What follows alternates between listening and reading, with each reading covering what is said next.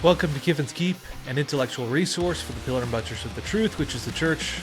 This is a project of the London Lyceum, which is all about serious thinking for a serious church. I'm Jordan Stefaniak, president of the London Lyceum and host of Kiffin's Keep, and as always, I'm thrilled to be here with you guys today. If you are a first-time watcher, I do commend you. I don't know if that's the right word. I do encourage you to go ahead and like the video and hit subscribe to the channel so you get access to all of our content as a reminder. And if you're listening on the podcast format, thanks for being an exclusive subscriber. I appreciate you and your support. And what's the other thing? Oh yeah, comment. I always love comments. So like I mentioned in some videos in the past, these video recordings, like when I'm recording it right now in my office, I don't get any initial feedback on if this is quality or not, if you have questions, if you have thoughts, if you have ideas. So you offering a comment is one of those ways that I can engage and understand if this is useful content or not, and if you have questions, ideas, if you responded well, those sort of things. Now, the topic today I'm going to talk about is the image of God. I am not an expert on the image of God. So just to be clear, and most of my stuff I do, I'm not an expert on. So if you watch any of my stuff, you got to be nice because I'm talking about stuff that I don't think I'm an expert in. So I'm probably going to get stuff wrong here and there. So just that nice disclaimer at the beginning that absolves me of any guilt for getting anything wrong here. But I do say that because there is sometimes confusion. Because my primary area of research in my dissertation has been like philosophy of mind related stuff, theological anthropology sort of stuff. So people are like, oh, you must know about the image of God. And I'm like, yeah, I've read some about the image of God. Yes, I have no strong opinions. Well, I guess I have a little bit of a strong opinion on some stuff, but not like super well formed where I can tell you what everybody says, why they say it, the different nuanced views. So just know that as I go through this, that I might get something wrong here, and that's fine. Drop a comment and let me know. And maybe if I'm dumb enough, then I'll do a follow-up. Maybe I shouldn't if I'm too dumb. So I think there are sort of three ways to cash out the image of God. I'll say an area of agreement when it comes to, let us make man in our image and in our likeness. I think it's pretty well agreed that image and likeness are roughly synonymous terms. I'm not going to rehash all the exegetical arguments for that. I'm just going to sort of take that as an assumption, as a given at the beginning. Image, likeness, same basic thing. And so when people throughout the history of the church, ancient, medieval, contemporary, have thought about, okay, what does it actually mean to be in the image of God? Because it's not like God gives us an exact blueprint to say, this is exactly what the image of God is.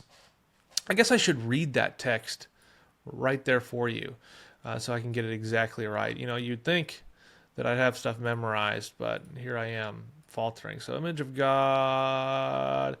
So God created man in his own image. This is Genesis 1:27. In the image of God he created them, male and female he created them. And God blessed them, and God said to them, be fruitful and multiply and fill the earth and subdue it and have dominion over the fish of the sea, flesh of the sea, and over the birds of the heavens and over every living thing that moves on earth. So that's sort of it. So you can, clearly, God made man in his own image, in the image of God he created them. And it's not super clear what exactly that's supposed to mean. I just know I'm in the image of God somehow.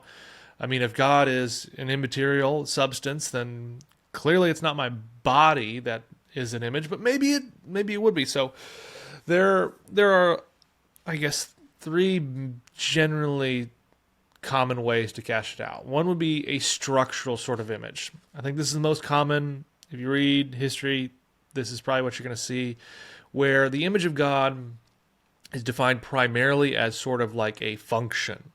Or it's not a function. Sorry, that's not the right word. As a capacity.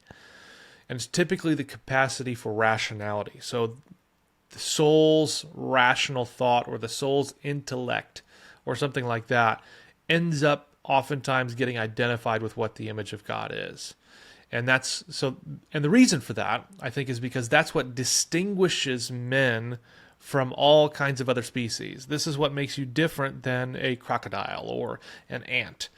And I think you do people push back on the structural image and say, well, there's not much exegetical support. And I think, well, it seems to me that there is. 2 Peter 2:12 talks about how these, like irrational animals, creatures of instinct, and then in Jude 10 says, but these people blaspheme all that they do not understand, and they are destroyed but by all that they, like unreasoning animals, understand instinctively. And yeah, these aren't like explicit proof texts where image of God equals rationality. But I do think texts like these are like intuitively, subliminally, basically saying, hey guys, rationality has to do with the image of God. That's what makes you distinct from animals. You're not like them. You're rational. And part of what being rational is the image of God. Now, of course, then you start thinking, okay, so with the fall and sin, something happens to the image of God. We don't want to say the image of God is completely lost. We want to say it's broken or marred or confused. And I would say, yeah, rationality is definitely broken in the fall. But it's not totally gone. So that's view number one. You could say a lot more about that. Probably more nuanced and sophisticated if you talk to somebody who's an expert. But you guys asked me to talk about this, so here I am talking about it. Number two is a functional view, and I think this is the common biblical studies view today.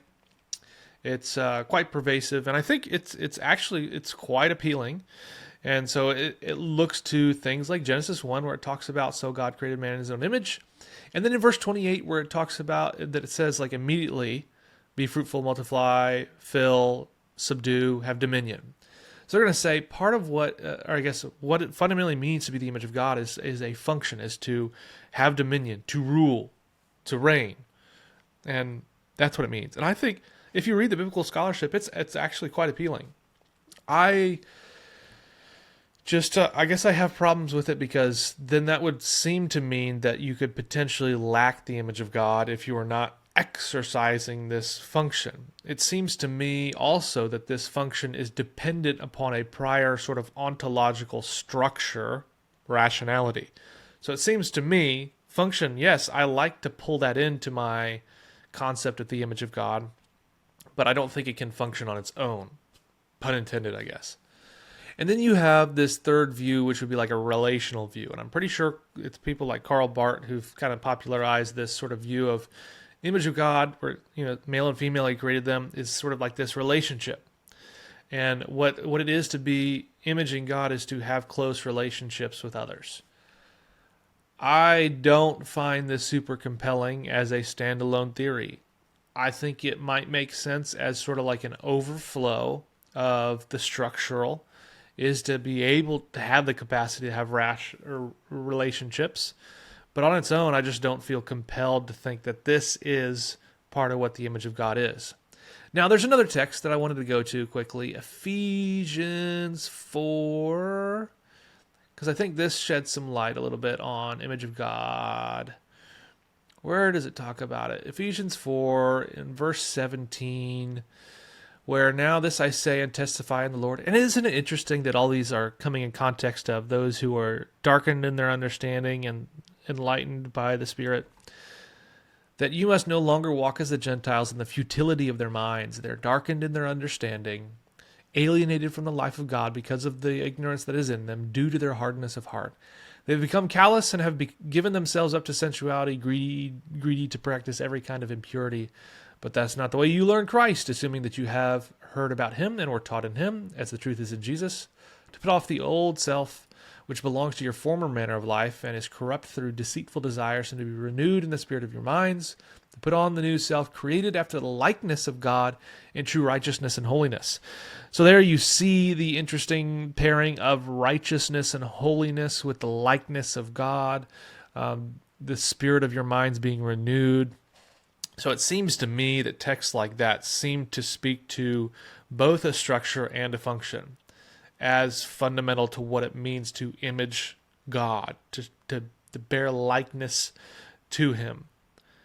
Anyway, that's my quick 10-minute take on image of God. Some resources I might recommend, though, if you're brand new to this material, and I'm going to talk about some other stuff, so don't tune out yet if you're like, I don't want to hear about resources. Stay for a second. Let me talk about the resources. Number one, if you're brand new, This is dated, but I still think it is a quality introduction to the material. Mark Cortez wrote Theological Anthropology, a guide for the perplexed. Now, this isn't just about the image of God. There is one chapter on the image of God of 6 total chapters on introduction, then image of God, sexuality, mind and body, free will, and then conclusion. The scholarship is dated in this. Things have moved on, things have progressed, things have gone further on since he wrote this book, and he has said that. I still think it is a fabulous intro primer, or primer, however you say that, to anthropology.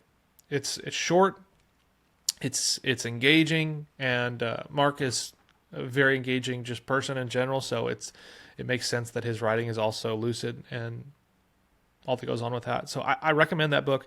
Another recent book that I might recommend for those who are just like wading into the waters is this An Introduction to Theological Anthropology by Joshua Ferris. He has some like dedicated monographs to more anthropology stuff. But this is sort of like that intro, like get my feet wet, get my bearings on all the views and possibilities. I have issues with how Joshua does stuff, but that's because I just disagree fundamentally with his anthropology. Though I share significant commonalities with a lot of what he says. And that's not a reason to really ding a book is because you disagree with it. It's just you disagree. So those are 2 nice little introductions. There are more like technical monographs and stuff. I think Richard Middleton has done some stuff. My friend Chris Woznicki has a book on T.F. Torrance's Theological Anthropology. Talks about the image of God there. He's got quite a few publications too on the topic that I would recommend. But what else was I going to say? Oh yeah. I find it interesting that if you look at the Reformed tradition on the image of God, I do think it is by and large, they'll want to identify the soul with the image of God. Now, I haven't read everybody, so clearly, you could tell me, oh, well, Musculus says this. Well, I haven't read Musculus, I don't know. Or William Twist says this. And I'm like, well, okay, maybe, sure. And so then maybe I do have an off-balance view of what they're saying about the image of God.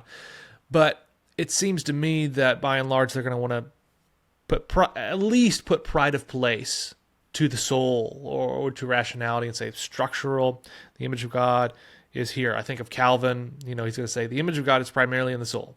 You might see sparks in the body, sure, but it's primarily the soul. Then you have others like Herman Bavinck who's going to say, well, the image of God is actually the whole person, body and soul. And I think that can be appealing to some people to say the body is the image of God. I can see but the reason I don't want to say that is because, well, maybe I struggle with this one because it seems to me the logic to say the body is part of the image of God is say, well, we want to say that God created us and he didn't siphon us off and say, I created you in the image of God, but be clear, I only created the rationality in the image of God or the soul in the image of God, the mind, whatever it is.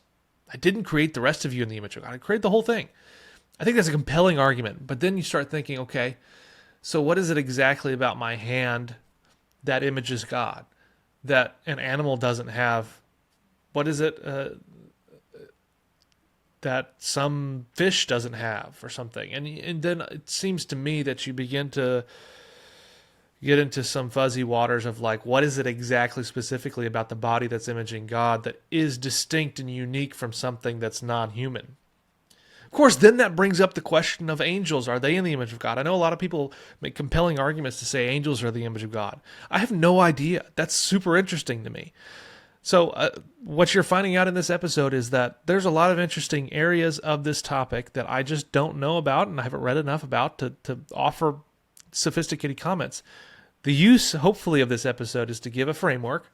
There's a couple of them. Though Mark Cortez has his own unique take on this. He's going to go to the ancient Near Eastern context, and he's going to say, well, what does the image of God mean? It means to be an idol. It's supposed to be like a representative of sorts. I think his case is very interesting and intriguing and compelling. I think he's written standalone stuff on it. I can't remember, but I think it's super interesting. I think that the whole discussion is very interesting because the image of God is important, particularly for the sort of the pastoral impact and import. Because you want to remind people that, especially those people who have low self-worth for whatever reason, that you're made in the image of God. But you want to explain what does that really mean? I mean, I guess it can be soothing just to say you're in the image of God and leave it at that. I do think that that's a soothing thing to say. you don't really have to elaborate much on the reality that you're in the image of God and that Christ purchased you and etc. That seems to be sufficient in my mind for sort of like pastoral application. But then there is you want to know more about it because you want to be like, well, I want to properly image God. I mean, I think you don't have to take a particular view to know that you need holiness and righteousness and these things. So I personally think you can really sort of take any view you want and you're going to end up close to the others. I think they have such significant overlap that there's really going to be minor areas of disagreement. Now, somebody who's an expert is probably going to tell me, no, it's very, very important, and it probably is. The danger that you have when you talk about stuff outside your lane is to not understand the significances of the differences and then to relativize them and to ultimately unwittingly like smooth out rough edges that are designed to be there for a reason. So I don't want to do that, but I just don't know any better. So I really hope this is helpful in some way. If you guys want me to talk about stuff like this in the future, stuff that I'm just not an expert in, I'm happy to try to engage it as best I can.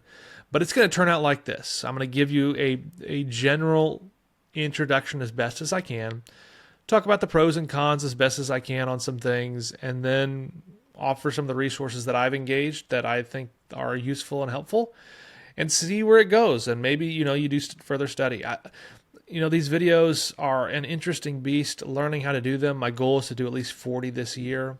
And I'm still learning to figure out like what is the best sort of content to put out here. I've made a concerted effort to want to do positive, engaging, upbuilding sort of work. Not that is lacking in critical nature. I mean, I have no problem talking specifically about issues that are current and real, but I don't ever want to be overcome with the temptation of only doing stuff that is popular and that gets clicks and that gets views. I want to do stuff that is going to be lasting and useful and really encouraging for those who are committed to listen or watch these sort of things. So tell me what you guys think. Give me a comment. I'd really appreciate it. If you thought that this was actually a useful introduction and say, yeah, that was actually helpful, please do more of these things. I'd love to hear that so that I know that, okay, I will branch out outside the areas that I'm super confident in and talk about them in this sort of way. Now, if you tell me, look, Jordan, that was cool, but that's not real, like, talk about the stuff you're really good with that and very rarely do this. Tell me that too. It's not going to hurt my feelings. Like, I don't mind you telling me that it sucked. That's fine. Like, I do stupid things and make mistakes, and I'm learning and exploring, so just tell me what you think. Anyway, I appreciate you guys. Thanks for tuning in to this episode of Kiffin's Keep, and I look forward to speaking with you guys soon.